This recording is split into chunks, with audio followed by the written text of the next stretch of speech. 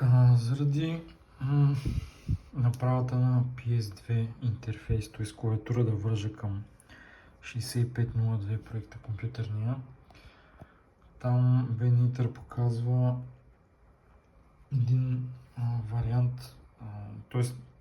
като изпраща клавиатурата сигнал, има клок пулс, но клок пулс е за да предаде определени битове и после когато ги предаде, клок пулса спира. Тоест имаш примерно, ако предаваш 10 бита, 10 клок пулса. И после клок пулс няма.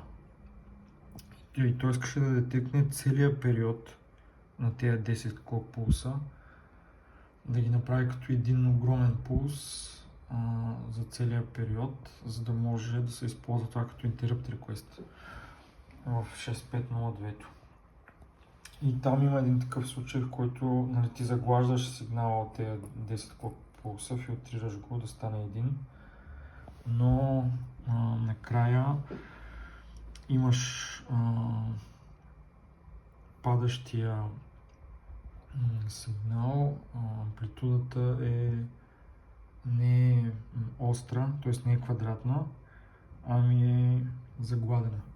И той иска да получи такъв квадратен ъгъл. Така. И го прекарва през хекс инвертър, за да го направи по-квадратен. Но там пък заради това, че хекс инвертъра работи с определени логически нива и има разлика между ниското ниво и голямото, има примерно 1 волт разлика.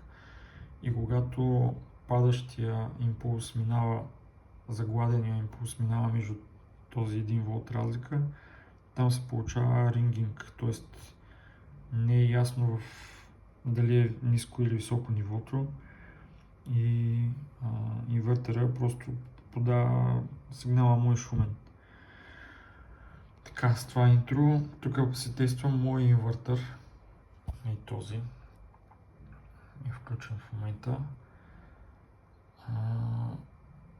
Подавам му сигнал от генератора. 1 кГц съм пуснал, 5 волта и в момента е sine wave, т.е. загладен и не е квадратен. И тук на осцилоскопа съм го показал, това е жълтия сигнал, идва от генератора, а синото е инвъртнатото нещо от инвертъра, т.е. работи така, но имаше една специфика, че хекс инвертъра пише, че е с Open Drain Output. И сега искам да покажа, ако махна резистора. Тоест този светодиод тук е вързан за аутпута. Нали, оранжевото кабелче на генератора за първия пин, на втория пин е вързан светодиода.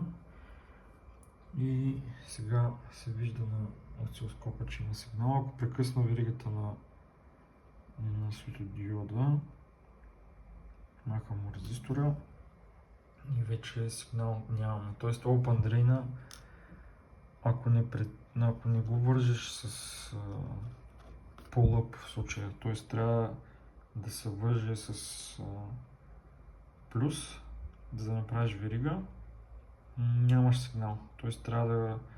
трябва нещо да го резистор или някакъв лоуд, някакъв товар да му сложиш на аутпута, за да получи сигнал. Ето сега го вързахме, диода свети и така.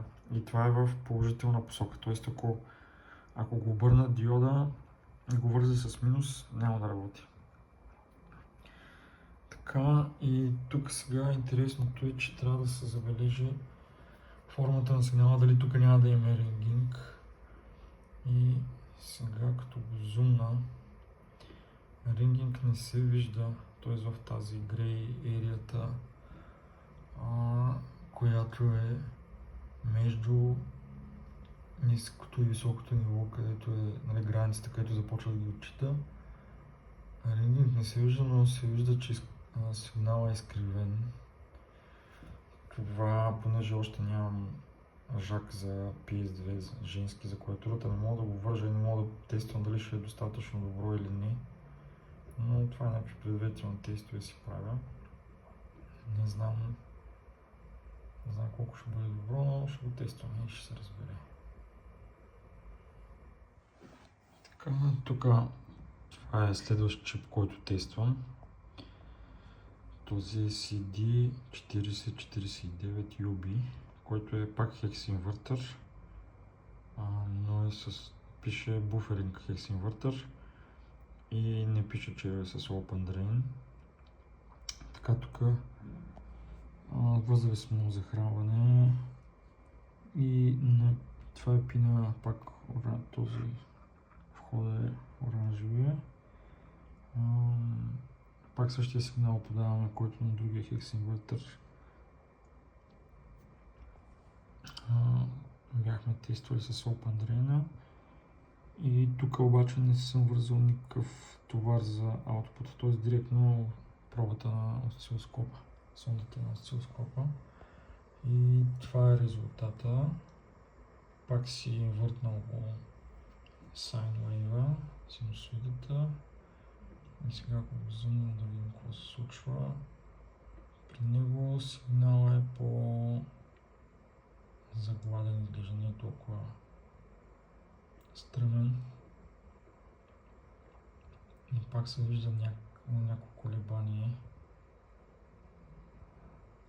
Но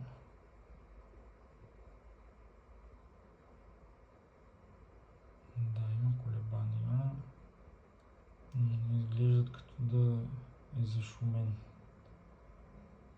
И въпреки, че е по-такъв овал от другия инвъртър, може би ще свърши работа. Той другия инвъртър може да свърши работа, с тестове ще се разбере. Ама поне това са предварителни тестчета.